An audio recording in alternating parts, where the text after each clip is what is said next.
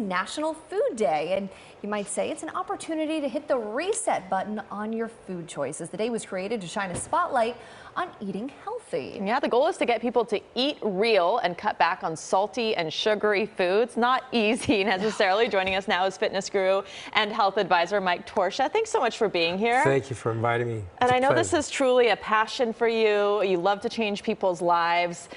We all see, what we should be doing, but how do you start? What's the first step? What do you tell people? Well, you really have to assess your lifestyle, because what you see, what you hear, what you smell, and what you touch affects your body chemistry, because there's toxic stress, toxic food, toxic exposure. So you got to make sure the element you're in is safe. After that, you have to assess, okay, what am I consuming? What am I putting in my body? Am I putting foods that are adding value to my body, or putting overloads of stress because there's chemicals, all these additives and all these fillers? So you need to be aware of your food choices, but also read labels.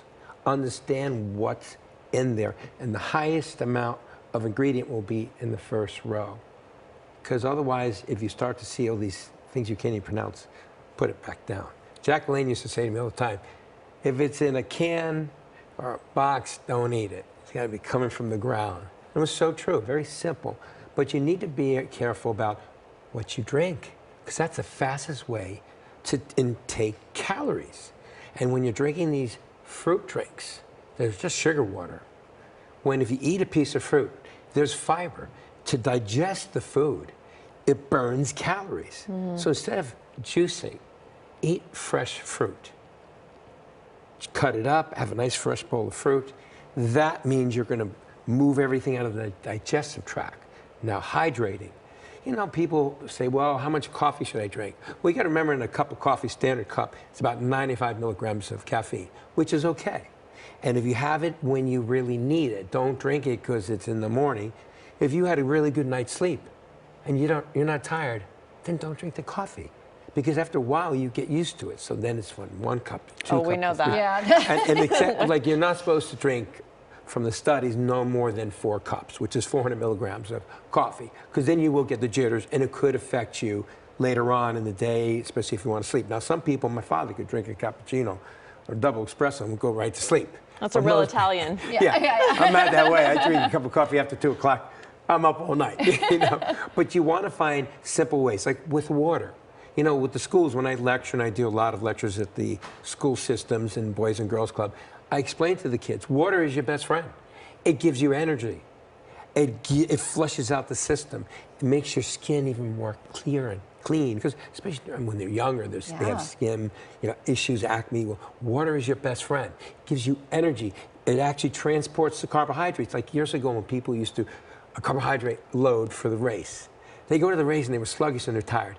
Then the next day, they had all this amazing energy. Is because they weren't drinking water to drive the glycogen into the muscles. Now, as far as making food choices, if you're going to have a choice between fresh or canned or jarred, it's best to either fresh or frozen, because it's freshly frozen. Those are better choices, because you want to get away from additives and chemicals that are preservatives, because it affects your body.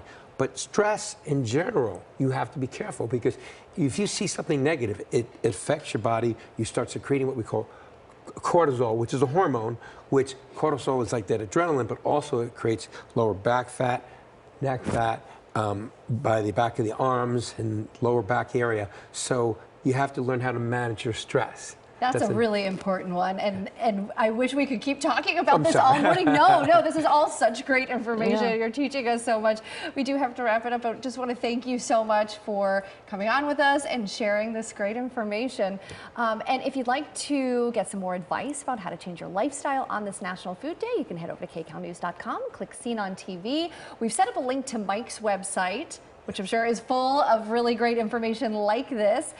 Mike Torchia, thank you again. My pleasure to be here. Thanks for being here. Yeah. Appreciate it.